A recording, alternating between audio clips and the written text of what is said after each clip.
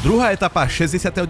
ročníka okolo Slovenska odštartuje vo štvrtok 18. septembra o 10:45 vo Svidníku. Peloton sa odtiaľ vydá na 169,4 km dlhú trasu, ktorá povedie zvlneným terénom Šariša cez priesmyky Volovských vrchov až do Košíc. Na trase čaká cyklistov jedna rýchlostná prémia v Sabinove a 5 horských prémií: Hrabovčík, Sedlo, Grob, Banský vrch, Folkmar a Jahodná. Druhá etapa tak preverí vrchárov aj klasikárov a môže zamiešať celkovým poradím. Cieľ etapy bude priamo v Košiciach, kde jazdcov čaká ešte atraktívny mestský okruh.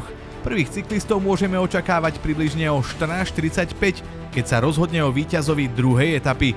Príďte pozbudiť cyklistov do Svidníka, pozdĺž trate či priamo do metropoly Východu a zažite atmosféru, akú poznáme z najväčších svetových pretekov.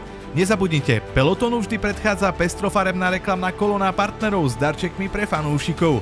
Všetky novinky a aktuálne informácie nájdete na webe www.okoloslovenska.com a na sociálnych sieťach Okolo Slovenska.